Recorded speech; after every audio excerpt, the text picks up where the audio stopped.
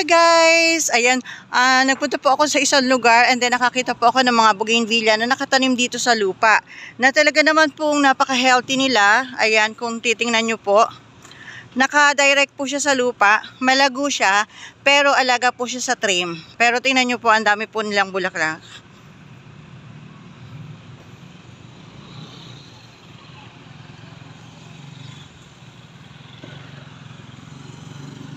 Ayan. Sa pagkakakilala ko po sa mga variety ng bougainvillea, yung variety po na ito ay ang tinatawag na Helen Johnson. Yan, nakadirect po siya sa lupa, kaya lang parang marami po yung puno niya, magulo. So medyo maliit pa po yung puno niya. Pero malago po siya. Ang dami niyang mga sanga. And ang dami na niyang bulaklak. Ayan, pero parang ang sabi po nung nag-aalaga dito ay hindi naman po nila ito dinidiligan kasi nga nakadirect naman sa lupa. Pero kung titingnan nyo po ang healthy nila. Hindi siya dinidiligan pero napaka-healthy po and then napakarami pong bulaklak. Ito naman po yung Mr. and Mrs. Yes po, ito po yung may white and then may kulay pink sa isang puno. Mr. and Mrs. po ang tawag diyan. Ito po ay ayon sa akin ding pagkakaalam or karanasan sa pag-aalaga ng bougainvillea. Ito po ay ordinary varieties. Common varieties lang po ng bougainvillea. Ako rin po sa garden ay mga lumang variety ko na po, yung mga ganitong variety. Ayan, tingnan nyo hindi siya inaalagaan, hindi siya pinapatabaan, hindi siya dinidilig. Nakadirect siya sa lupa, pero napaka-healthy po niya and then napakarami niyang bulaklak, di ba? Ayan, kaya masasabi natin na hindi ganun kahirap alagaan ang mga bougainvillea. Yes po. Hindi siya maselan na halaman. Yung pong tinatawag na low maintenance, kaya low maintenance. Ayan. Ito naman po ay yung Alfonso. Yung kulay orange. Tapos merong ganyan sa gitna. Ayan. Ito pong Alfonso ay may na-vlog na tayo na ganito na napakarami pong bulaklak. Masipag din pong mamulaklak ito. And sa pagkakaalam ko rin po ay isa rin to sa mga ordinary varieties. Ayan. Mga unang varieties sa garden ko, sa Royal Garden, na ordinary varieties lang daw po ito. Pero kakaiba po ang ganda niya, di ba? At sipag niya sa pamumulaklak ay talagang wala kang masasabi. Sobrang masisipag po silang mamulaklak. Yan, ito rin maliit lang din yung puno pero super lago ng mga sanga. Yan, daming bulaklak, di ba? Kung sa garden mo po ay bulaklak lang ang gusto mo or flowers, gusto mo mabulaklak yung garden mo, sa bougainvillea ka na po.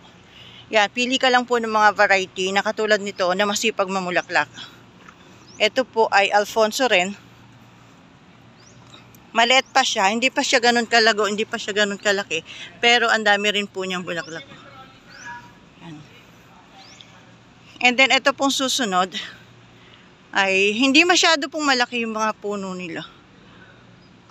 Ito maganda. Ito maganda po yung puno. Mamaya pakita ko. Yan, Helen Johnson din po siya. Yung Helen Johnson na to, yung pagkakakulay pink nito, kapag nag-combine siya ng white, Mr. and Mrs. Pero pag pink lang, Helen Johnson po. Ayan. Ito po maganda yung ayos ng puno. Bakit? Tingnan nyo po yung puno niya.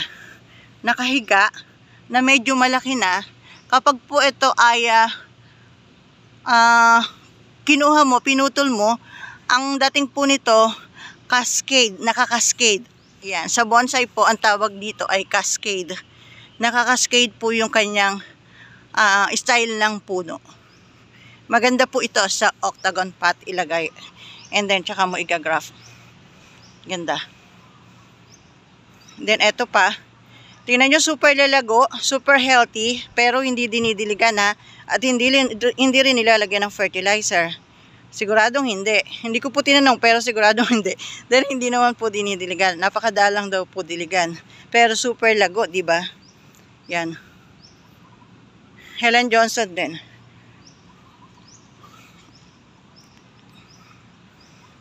Super lago. Alaga po nila sa trim. Ito naman po ay bridal white. Yan, maganda rin po puno ni bridal white, oh. Yan, ang laki na ng puno. Ang laki na ng puno. Tapos kung dito mo puputulin, then igagrap mo, ay ganda niyan. Yan, ang dami rin niyang bulaklak.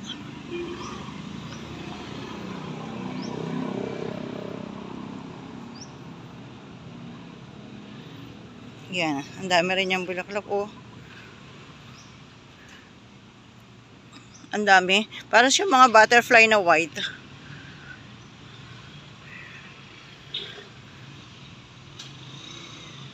Yan, ang dami po.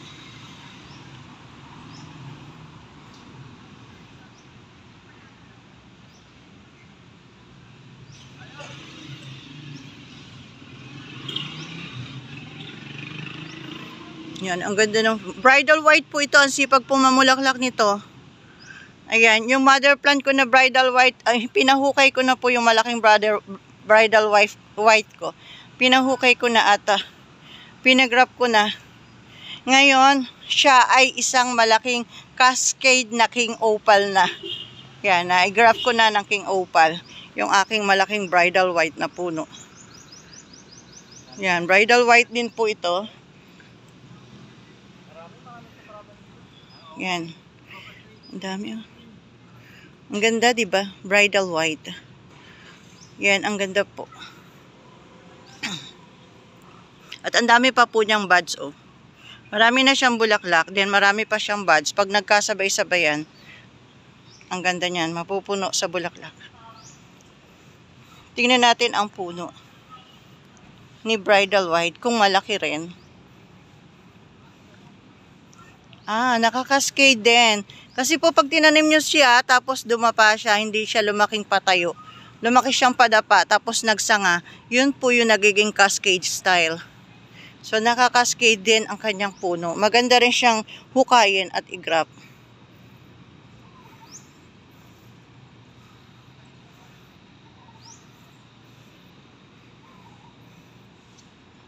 Ayan, ang ganda. Then, itong susunod ay, yan, konti pa lang ang bulaklak. Makikita nyo sa cam, konti pa lang bulaklak. Pero sa personal po, marami siya buds. Alfonso rin po siya. Yan, marami siyang buds. Dami niyang buds, oh.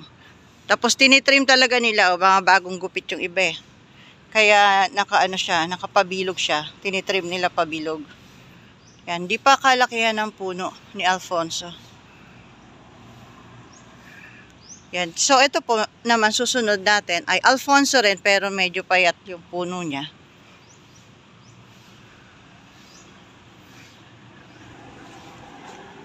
Ayan. Ito po, kung makikita nyo po na ganito rin yung bougainvillea nyo, nakakalbo yung pinakadulo. Trim nyo lang po.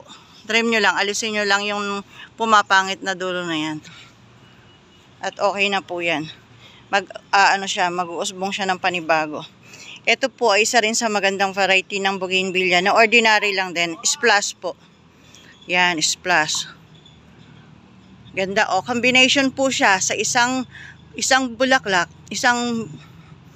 parang isang bracts niya na magkasama yung kulay na pink and white. Ganon po si splash.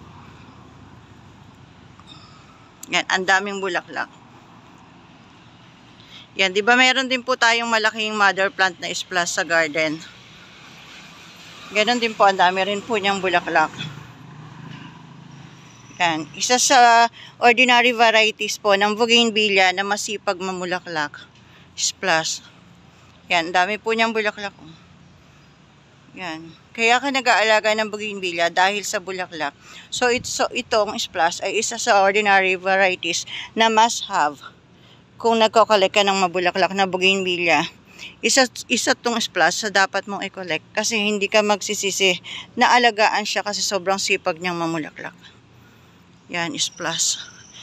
Alaga rin po nila sa trim kasi ito pa yung pinagputulan, no? Kapuputo lang nila.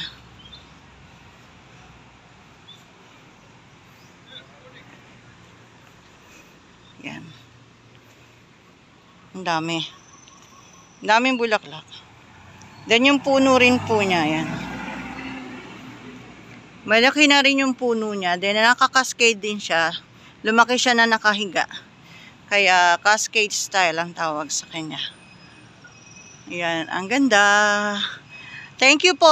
Marami pong salamat sa may-ari ng bougainvillea na to at pinayagan po akong mag-vlog. Marami pong salamat sa inyo. Thank you po. Thank you so much po.